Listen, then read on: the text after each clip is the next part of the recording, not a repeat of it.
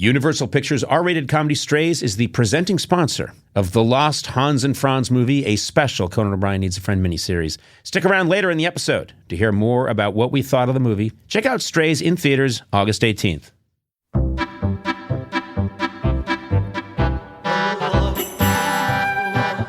Hey, Conan O'Brien here, and you are listening to Episode 2, The Lost Hans and Franz movie, discussing a script that was written in 1991 by Dana Carvey, Kevin Nealon, Robert Smigel, and myself.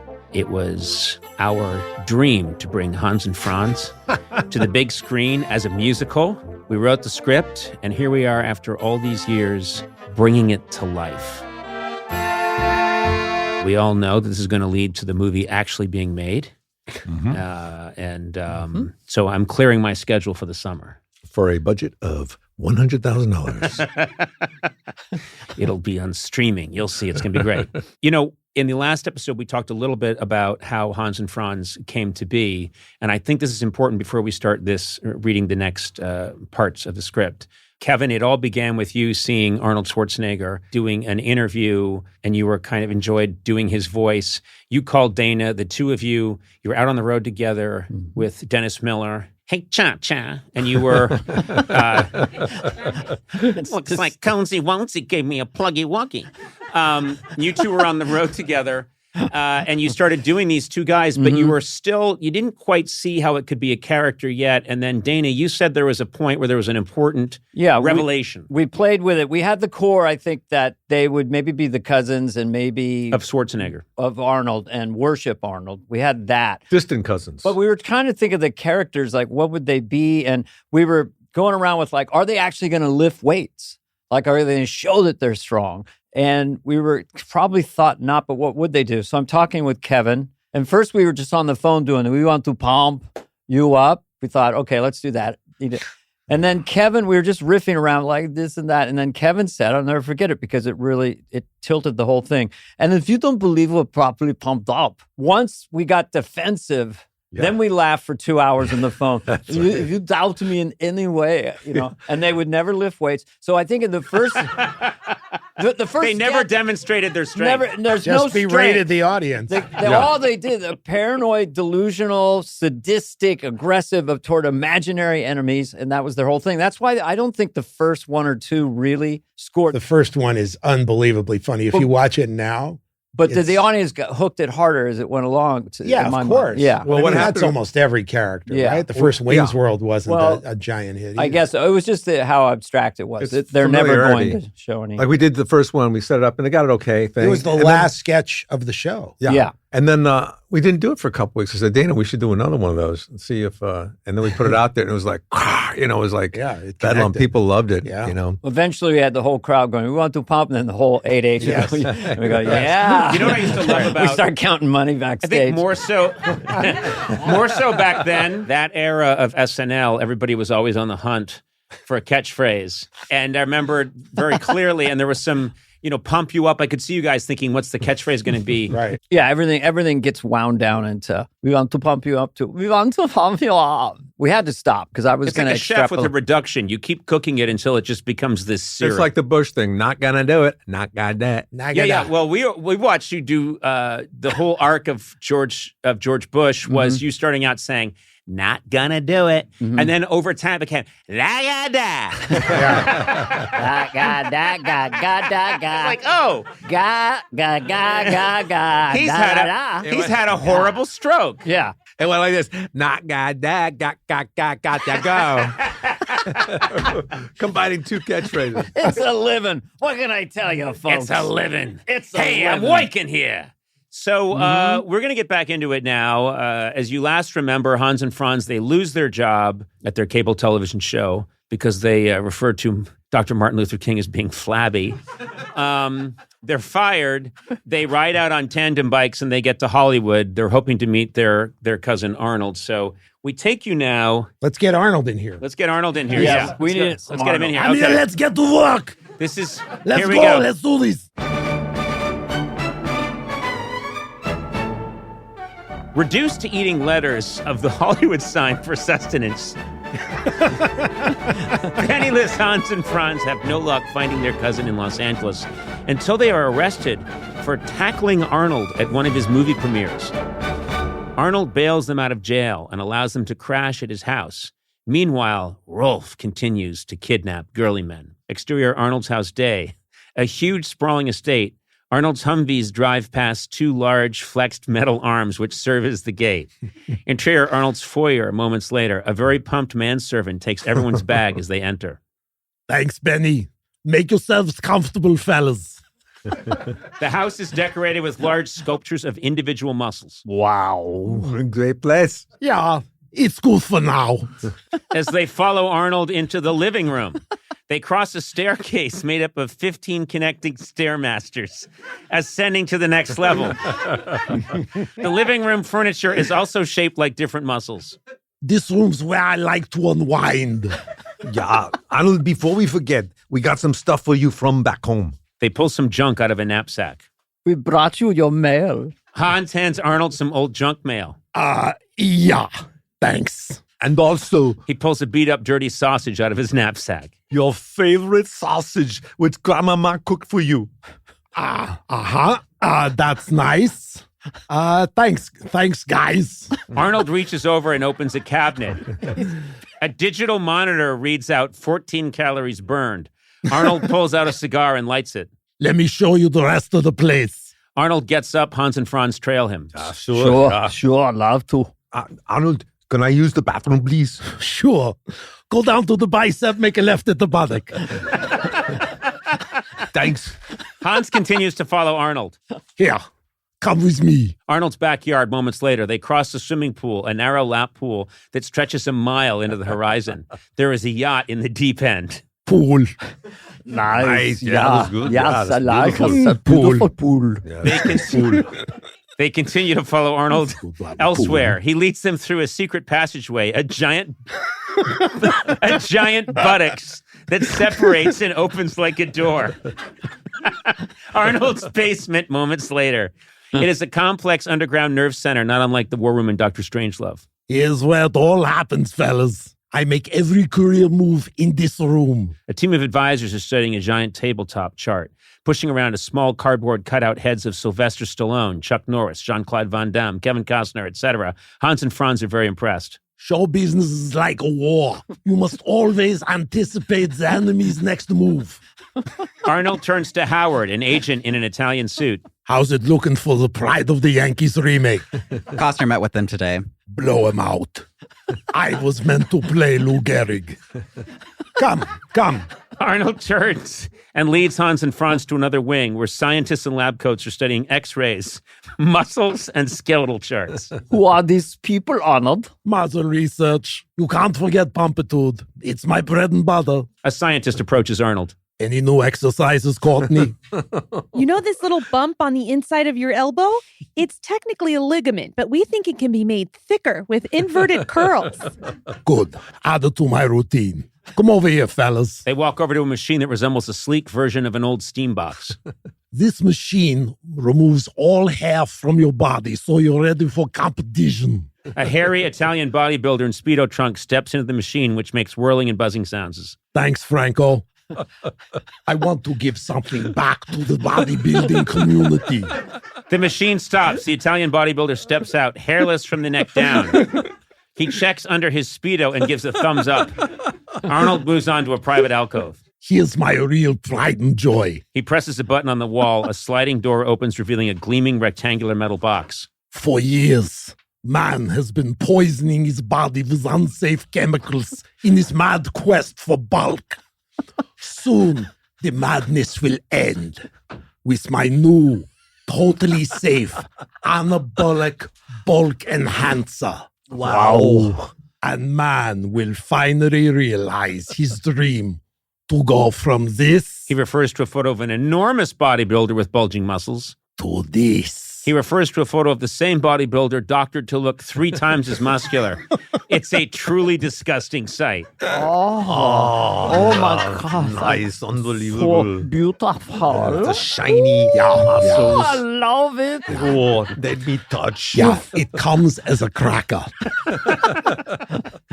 Arnold opens classic Conan joke. I love that. It comes as a crack. Arnold opens the metal box, revealing rows of round crackers. Franz reaches for one. Arnold slaps his wrist. Not yet. The crackers haven't been perfected. Now, let's go. And remember, don't tell anyone. They leave the alcove and are intercepted by Howard. Arnold, I know you have guests, but Right, fellas, this is my agent, Howard. Hello, girly man. Yeah, nice to meet you, flabby person. Howard gives Hans and Franz a look. They smile, oblivious. I remember we would get so excited about jokes where it was very flat. Him talking about all that wondrous thing and then saying something like, it's a cracker. It comes as a cracker. Well, that was totally your joke. But just the idea that then Arnold has to say cracker. Cracker. It's a great Arnold word. Hearing the real Arnold do this would have been just incredible. Yeah, we would have done anything just to have the table Arnold read. would have been, Exactly. is going to be when we remake it. So funny in this movie because the visual get through the house, that whole thing plays Oh, so no. There fun. was a whole scene. Remember the scene where Arnold's on the phone and he's doing he's multitasking. He's doing 20 things at once and controlling because he was such an enormous star. Yeah. At this time that we were able to just exaggerate not only his fame, but also his just he was like a superhero within the movie. And we had lunch with him at, was it called Shotzi's. Yeah. And Shotzi's. And to this, talk about this movie. Yeah. We That's had right. one meeting with him, and I'll just set the table, which is down in Venice. Yes. There was a restaurant called Shotzi's that I think Arnold owned. He did. He bought it for his mother. Yeah, and it was, you could get Is that true? Austrian food there. Yeah. And, just as a side note, I think who used to sometimes frequent that little area, it was sort of an outdoor kind of mini mall area. And Shotzi's was there. And I later heard from Rick Ludwin that Johnny Carson used to go there. And he would meet Johnny Carson at that same place. Huh. Yeah. Rick would meet Johnny Carson at At Shotzi's. Shotzi's. And Arnold, Shotzi's was this place where... what's on the appetizer list tonight? But you know what? This is what I heard from Rick Ludwin, a good friend of ours going back years on SNL and the Late Night Show. Yes. He said that he was having one of his meetings with Johnny Carson, who was retired, but still just this huge legendary figure. Yeah. And he's sitting there at Shotzi's with Rick Ludwin. They're having a lunch, and Arnold came by, and it was a whole thing like, "We miss you, Johnny." It was all about, "You've got to come back on television." And Johnny was, That'd be very him. no. Oh, thank you very much, but I'm having a good time on my boat. I think He's having a good time on his boat. Leno, how did you get here? Alex and I, we watched What are you bothering Johnny for? Leave Johnny alone. You came out of the... I'm Arnold Schwarzenegger. I'm going to tell Johnny what to do. You don't tell Johnny what to do. What are you doing? Leave him alone. What, did he come out of the heat vent? He was listening in. Yeah, I'm everywhere. Yeah. Yeah, I was just in the kitchen. Yeah. I went to that place once. I met him there once without you guys. And at Arnold? And at the end, he's like, "Okay, time for cigars and schnapps." And he had a cigar cutter, and then you had to do a shot of schnapps.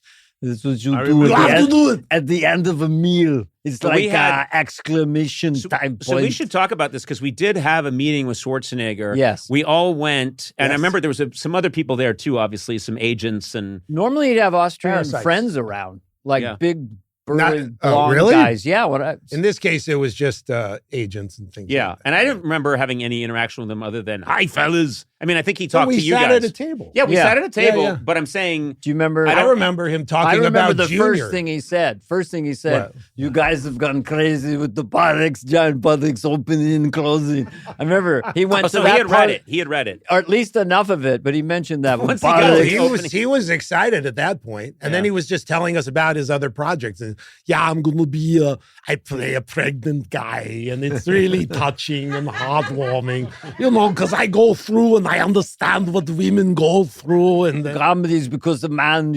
traditionally doesn't have a belly from being pregnant. Exactly. But you see a Because man I with like that he gets into it because a man doesn't have a uterus. you see, Yeah. He that's does not have He has a ovaries in a penis. uterus. You know the thing that you use to urinate? Yeah. That's what Yeah. women don't have that. Men only. But that's And then he brought out a diagram. That was weird. He Let me showed tell it. you something. I'm the only man who's pregnant that has a six-pack over the belly of the little child. Even the child has a six-pack inside. My six-pack would crush the child.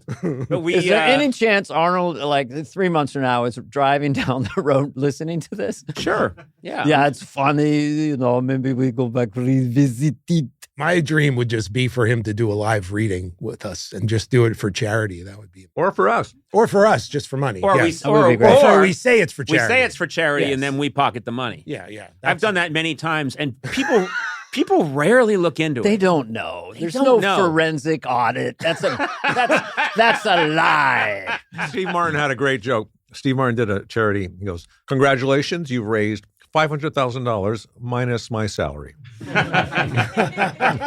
So that's $200 for the kids.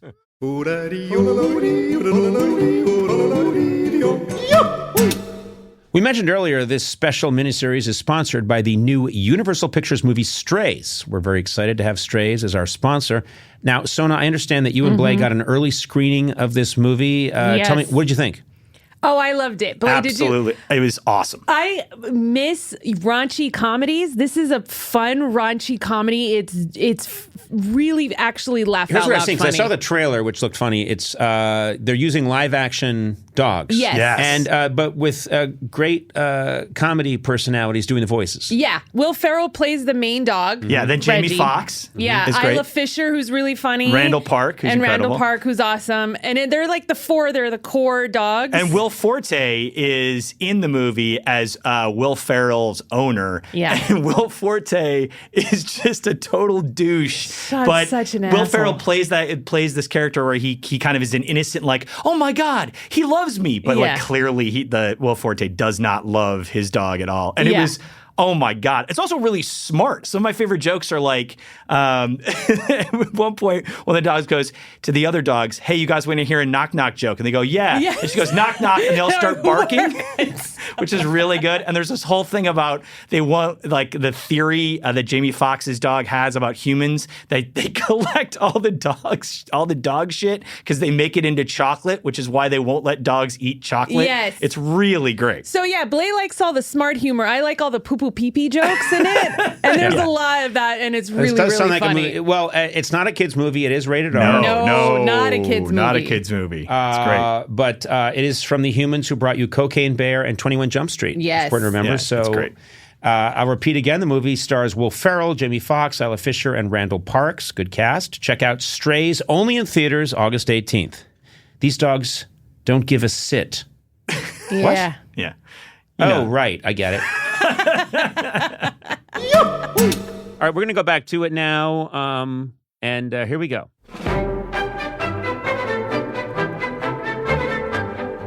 Interior Arnold's house, kitchen. What are you fellas cooking? Glutzenschatzel. Yeah, we figured it was our last night. Glutzenschatzel? Franz pierces a piece with a fork and timidly offers it to Arnold. Arnold eyes it cautiously, then tastes it. My God, it's just how I tasted in the old country. Arnold, how come you never talk about the old country? It's not the most pleasant memory. Believe me now. Let it out. I was a happy child, but it wasn't easy for my family. Dissolved to exterior of the old country marketplace 30 years ago. Poverty-stricken villagers exchange sparse items. Some children are lifting tiny weights. It was during the war. Food and weights were hard to come by. Families struggled to stay pumped. Which war was it, Arnold? Who knows? The war. So many. Dissolved to water's edge later. Young Arnold, age 15, with flowing locks in lederhosen, hugging his family. I loved my simple life, but I was too massive for my family to support. So in desperation, Exterior ocean. Later, young Arnold floating in a giant bottle across the ocean. they sent me to the States, the only way they could afford to, promising they'd join me later. Exterior Ellis Island day. Young Arnold online with tons of other immigrants. Still, I felt abandoned. And then, on Ellis Island, I was humiliated. Young Arnold steps up to the immigration booth. They shortened my name. A rude clerk is in the booth. What's your name, son? Arnold Schwarzenegger, Schlatzen, Klausen, Jammerstein. Okay, forget it. Now you're Schwarzenegger. Young Arnold is stunned. He walks away slowly, then stops. I had nothing left, so I told myself I'd never look back. Dissolved to Interior Arnold's office, day 1979. Pan the wall. Posters of Arnold as Mr. Olympia, Arnold in Pumping Iron, Arnold as Conan, the Barbarian, etc. I focused on my career, and it paid off. A 70s Arnold receives a phone call. Then one day, I got a call from Little Austria. My grandpapa was sick. I thought I'd finally make amends. Exterior Little Austria, church, day. Morning villagers are gathered outside. A casket emerges from the entrance. Arnold is the lone pallbearer, carrying the casket by one handle. He is downcast. But I was too late. He sadly does a rep with the casket. Exterior Arnold's pool, same. Hans and Franz are taking it in. We never knew, Arnold. We never knew. Yeah. You can never get it back, fellas. Arnold, how about a Dusel Schnapps? You guys brought Dusel Schnapps? We raided Grandmama's liquor cabinet. I don't know, fellas. Exterior Arnold's pool later. All three are drunk, giggling hysterically and joking in German as they laugh. Woman frightened me. Yeah, me too. What about Bambi? What about Bambi? I do it because I'm insecure. Yeah. That's why I do it. I love you guys. You're such losers. Yeah. Don't leave tomorrow, okay? Arnold starts an Austrian drinking song and Hans and Franz join in.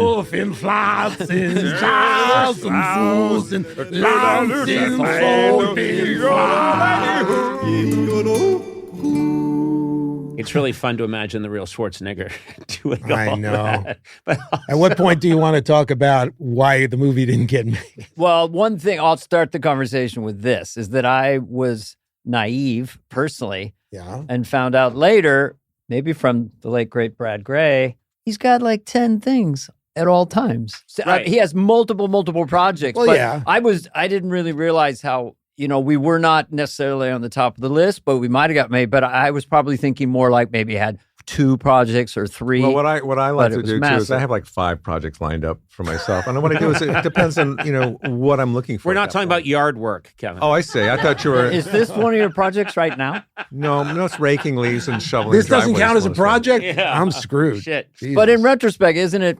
I mean, there are other reasons too. But he Well- always movie stars, huge movie stars, like The Rock, doesn't have like just two things. No, but I going. remember a specific phone call that, I got to talk to was there a guy named Lou? Do you guys, anybody? Maybe a side like gig. his manager was named Lou. And the guy tells me that so while we were waiting, Last Action Hero came out and kind of bombed. And Last Action Hero, he didn't play himself, but it was a tongue-in-cheek He kind of. parodied He parodied himself him. as an action Yeah. hero. As an action hero. And Lou basically said that Arnold, it was almost like, this proves the law that you can't do yourself. I'll never do myself in the movie again. Right. That was No, Last the Action. lesson that he took from that. At the time, we heard that because Last Action Hero came out, I don't know if it came out while we were writing it. I think But it was came out. he was a while developing that then while he Yes, was talking he to us was. about this script. Yes, he was. So it That and seems like it was Junior. an and/or. If we'd gotten to it first, maybe it would have got made. Then we would have been, you never make fun of yourself. Yeah. After 30 minutes. It was Or if ours had been a hit, then he would have you always make fun of yourself. You only make fun of yourself. I play myself every time. There must be buttock stores in every movie I make. I mean, he really was. He was the biggest, muscular guy. Like now they got so many action stars like that. They got Rock. No, but and- skinny was the actors, Rock of skinny his movie day. stars get incredibly pumped up now. Yeah, they do. Like Jake Clickenhall, or just normal guys. Clickenhall? Clickenhall. Clickenheimer. And his brother, Clickenheimer. Yeah. But, Jake, love him, great actor. He's probably listening. Well, But he because was they all have to do superhero had a normal movies. frame, but then it's like, you know. But I will say Have you this. seen Kumail? I mean, Oh, yeah, but totally. But I will say Yeah. this. Have you seen me? Mazel. If you're looking at the people that do a lot of them, that do the action movies or the Marvel movies, they get very cut. But Arnold was different. Arnold, at his peak, was massive in a way that none of these guys are. I mean, he really was. He's a legit bodybuilder. Yeah, he was a real bodybuilder. So The Rock might be bigger than Arnold, I think. Physically bigger? At this point, I don't think so. really? But Arnold not, was huge. Not Arnold when he was a bodybuilder. Arnold was huge. Not the pumping iron Arnold. But I'd have to see him side by side in their prime. But he's I'm going to say that Arnold was a bodybuilder. Arnold was a Professional bodybuilder, though, and Well, The Rock was a wrestler. I know. Yeah. I'll ask some gym rats about that. But I think he was also, you could be more reckless about it then. But here's something that everyone will find fascinating. No, I was going to do Bad Boys because those guys always talk about it, even with me and Lovitz. Yes. Yeah. So turned it down. But in the meantime, Simpson and Bruckheimer, I was going to play the Will Smith part, you know, and they said, yeah, we're going to get a trainer. We're going to add 2 inches to your chest. Good God. To try to build me up to be Right. like, I mean, Will Smith is like 6'4". It's crazy. He's not 6'4". All right, 2.5. Nope. But anyway, they He's even tried to do it 5'1". to me. I graduated high school at this height at 125. It would have been a heavy lift, no pun intended. But You know what I love is the insane commitment to the weightlifting thing, which even when you were describing them as being in this really, the thing that there wasn't much food to eat and it was hard to get weights. A weight is anything you can lift. Yeah, I love the stupidity of It's hard to get weights. There wasn't much money for weights. It's like, nah. That being a hardship. Yeah. Weights have to be flown in to this impoverished area so people can pump up. All right, that does it for the second episode of Hans and Franz, the Girly Man Dilemma. This is the table read. We're bringing this magical script from 1991 to life with Dana Carvey, Kevin Neal, and Robert Smigel and myself. So stick around for the next episode where things really heat up. We never even had a table read for the original. No, we writing. didn't. That No. would have been fun. Wow. Couldn't afford a table. We had gotten Could have Arnold punched it up. for that. Maybe if Arnold had just come to a table read and heard the laughs, he would have Yeah. got a time machine.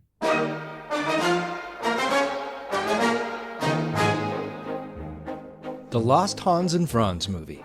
Written and performed by Dana Carvey, Kevin Nealon, Robert Smigel, and Conan O'Brien. Additional voice work by Matt Gorley, Sonam Movsesian, David Hopping, and Matt Powers. Produced and edited by me, Matt Gorley. Directed by Matt Powers. Executive produced by Adam Sachs, Nick Liao, and Jeff Ross at Team Coco, and Colin Anderson and Cody Fisher at Earwolf. Our supervising producer is Aaron Blair, and our associate talent producer is Jennifer Samples. Engineering by Eduardo Perez, and talent booking by Paula Davis and Gina Batista. Subscribe to Conan O'Brien Needs a Friend on Apple Podcasts, Stitcher, or wherever fine podcasts are downloaded. This has been a Team Coco production in association with Earwolf.